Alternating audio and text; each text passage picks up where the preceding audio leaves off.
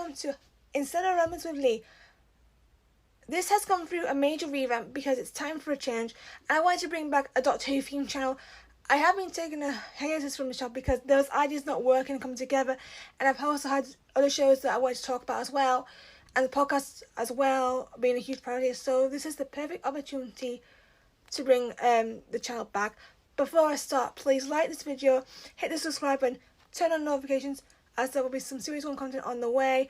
Also, please subscribe to my podcast, Faz and Janice, as there will be episodes on Doctor Who, so stay tuned. This video basically is LGBTQ plus focus, with the usual Lee twist throughout.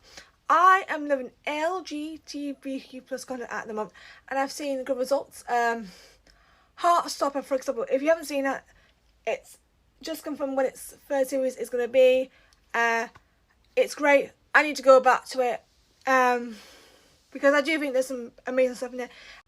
There's some great parents in Heartstopper, and there's some funnies in it as well, so yay! American sitcoms also have had like Mum Family and Parks and Rec. This topic has been on the cards for quite some time, but I kept postponing it until I thought, let's do this. I want to discuss with you guys 15 and Jonathan Groff's characters in a potential romance from the trailer at Christmas. My big question is, can they break this negative stigma from one of the romances which I've seen in Russell T Davies 1 and the Moffat era? Let's begin. I'd like to start with some formulas that are working right now. Likeability and duty of care. Now, the duty of care and likeability formula have been a former weakness, hoping it'll be a former weakness of Russell's first era, as 14, 15, Don and Ruby and friends and family are breaking out of this negative stigma and performing so well, which is crucial with certain shows existing on other platforms like the Metaverse. It's really important to see that happen. I've seen the same result with same-sex couples from the past.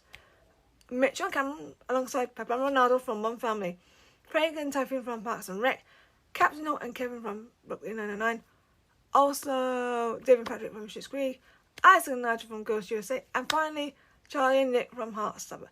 These guys to me are iconic and legendary, and they're so brilliant and likeable. So here is Lee's big question: can our boys do the same in Doctor Who? I want to look at the trailer a minute because we see the two men together, and here are some of the advantages. They're dancing together, which is great. Todd was the only one to do that, I believe, in the universe. I'm not sure. Jonathan is acting like Paz Vizsla. Shuti Gatwa is acting like Dinjarin, which is a good thing, especially with the Doctor himself, because he's so adorable. There's a clip from that trailer that gives me feelings from Girl in the Fireplace. I don't enjoy this episode. Okay, I give it a hard time, but I think there is something positive about one of those scenes that I'll share later on.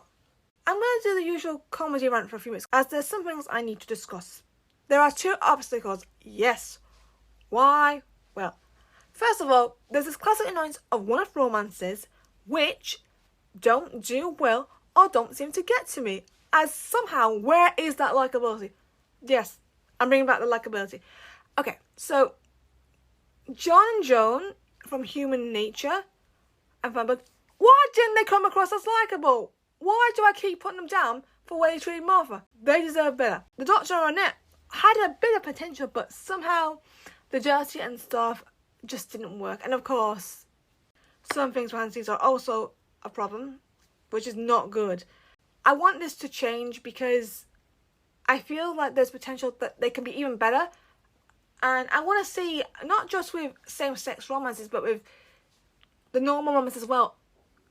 But maybe the same-sex romance is what this one-off romance problem needs to actually show that it is possible. The second is the usual annoyance of, yes, copycat syndrome. It's now got a name. Why? If you remember back in 2007, when Captain John Harkness lead Dance with Captain John Harkness, guess. There are 2 Captain John Harknesses, but I'll let the episode explain itself. The BBC confirmed Jonathan is playing a time agent, which contributes to this issue, and secondly, rumours of him being Captain Jack. That is kind of contributing to the problem of it being compared to Captain Jack Harkness back in 2007. And that kind of is a bit of a problem when Doctor Who needs to be going differently. Hopefully that won't be the case. Laurent firmly rant over. But, as I said, I don't think these two issues will be the case. Hopefully things will change, and yeah, that's where I am at. So with the problems now mentioned, it's time to discuss my current thoughts. I can see this being a Marvel episode where I love it or it gets criticised with the usual complaints. I want to love this couple because I feel like same-sex romances are doing well at the moment for me. I do enjoy seeing this, not just with males but also with females, which is a huge win actually for the community. I think one-off romances need to step up now and not be turned into jokes, which is a disaster at this moment. I feel Shu and Jonathan could easily break this negative stigma if they go for broke and they come across emotionally, which is also another negative thing that has been an issue in the past, not just with one-off but with certain couples like Ten Rose. I think there is something special for these two, and I can see similar similarities from The Mandalorian with these two, as I said earlier, which I'll explain a bit more. I feel there is a red network. What? What's this? Let me explain. In the trailer, Shooty is looking at something. He's got this smile, like an emotional smile. Why it screams Serena? Why do I think it's a letter?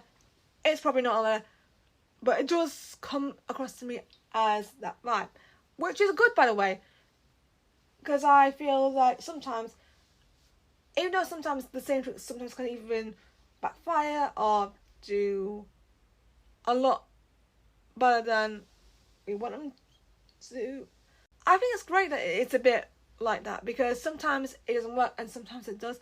This could be a positive reaction to a previous reference, and even though I think it's a good idea because sometimes it works and sometimes it doesn't, so it's good to have that positive reference in the bag for Shooty.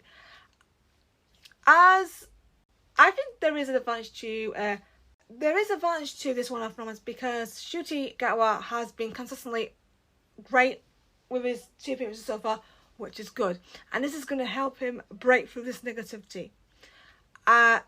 I said there were comparisons from The Mandalorian, and I'll explain now. Jonathan's character is like Paz Vizsla. Now, Paz Vizsla was a joke in my eyes. He was like a joke character because he was annoyed at Din. Then he became a hero in Series 3 and changed his mind, and then sacrificed himself to save his fellow Mandalorians. I don't think Jonathan has the same issues with Paz.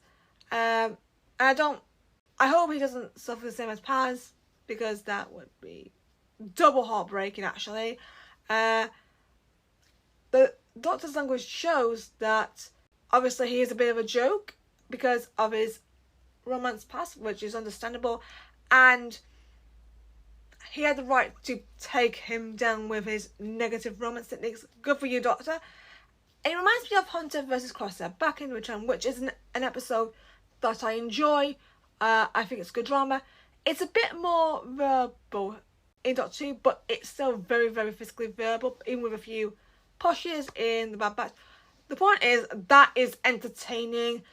This leads to good things. I think this will do the same for Shooty and Jonathan. The Doctor is like the legend, the hero, the man with the husky voice, the caring guy. Yes, Din Djarin. Din. I get this mood with 15, and because I love both of them, I can see a lot of similarities between the two.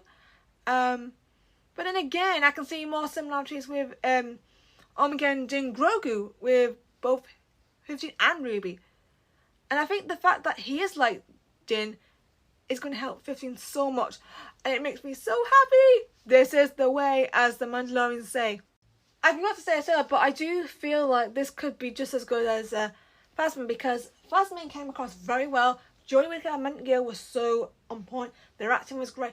If the boys can do the same as them, they're going to do very well indeed. The episode is written by Bryony Redmond and Kate Herron, and they're a writing duo, so this could be special. And from what I've heard, they're definitely going to help this episode do very well. The other thing is, episode 6 in recent years have been good since Extremis. Also, Guns for Hire from Mandalorian, that was a hit as well. That was a good episode. So, and Try from the Bad Batch. So episode 6 are doing so well.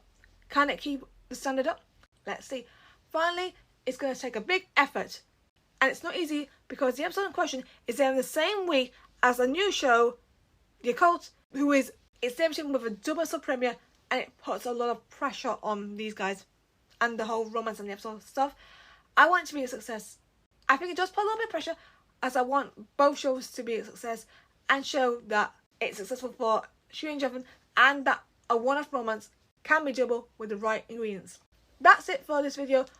I want to know what you think about potential same-sex romances. Please comment down below, and please be kind in the comment section. This is a safe space. This is the way. I hope you enjoyed this video. Please stick around by liking this video and subscribe to the channel so you can stay up to date with all the content I'm going to do. Also, subscribe to Phasma Jarens, as I have plenty of stuff happening there in the next few months. And also check out the blog too for Phasma Jarens and .2 What Why as well. Thank you for listening, and I'll see you next time for another video. Goodbye, everyone.